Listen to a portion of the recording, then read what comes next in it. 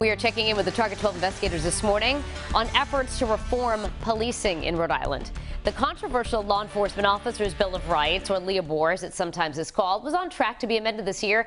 Efforts were scuttled, though, during the last week of the legislative session, and Target 12 investigator Steph Machado is in studio with us to remind us, first of all, what LEOBOR is and also what changes were being proposed. Yeah, so this is a 1970s era law that provides a series of rights for police officers when it comes to efforts to discipline or fire them. For example, any punishment for misconduct that goes beyond 2 days of unpaid suspension would trigger a LEOBOR hearing if the officer requests one. And the hearing panel is made up of 3 active or retired police officers, including 1 chosen by the accused officer, 1 by the police chief, and 1 they mutually select. The law also prevents police chiefs from talking publicly about a case against an officer, which chiefs have said hamper their ability to inform the public when an incident happens. There's been a lot of momentum to change this law since the civil rights movement following the murder of George Floyd by a police officer in Minneapolis last year, but there have been many different proposals. I counted 7 different bills introduced between the House and the Senate just in 2021 that ranged from small reforms such as changing the makeup of that hearing panel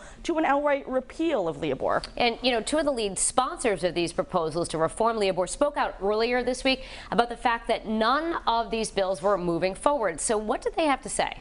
Yeah, so the House and Senate leadership really didn't have an appetite for repealing LEOBOR, but Representative Anastasia Williams and Senator Ana Quesada had both proposed fairly modest reforms to LEOBOR, including extending the suspension to 30 days before triggering a hearing. Both the House Speaker and Senate President said this week consensus could not be reached on the final language of the bill. Williams and Quesada said they were presented with drafts that were just too different from their original proposals. House Speaker Joe Shekarchi pledged to work on it this summer and hopefully pass a bill in the fall, but Rep. Williams did not seem convinced.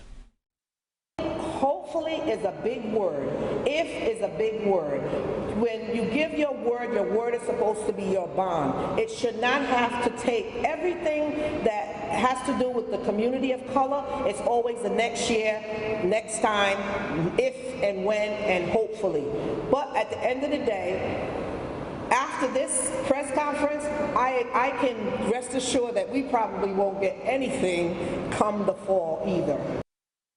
And Steph, you reported a recent example of LEOBOR in action. Providence Police Sergeant Joseph Hanley convicted by a judge earlier this year of assaulting a man while on the job, but he still remains employed by the Providence Police Department. So bring us up to date on the status of the case. Yeah, so LEOBOR lays out what happens when an officer is actually charged with a crime. It does allow the departments to suspend officers for longer, but it pauses that disciplinary hearing until after the criminal proceeding. So in this case, Sergeant Hanley was seen on video in April 2020 kicking and kneeling on a man in handcuffs. He was charged with assault, and the department wants to fire him. But again, LEOBOR paused his potential termination until after the criminal case. The Bill of Rights also required Providence to pay him his full salary for the first 6 months of his suspension, and even after his suspension became unpaid, he still receives benefits. So 14 months, 1 trial, 1 assault conviction later, he remains a Providence police officer because he's appealing that guilty verdict, and that termination hearing won't happen until after that.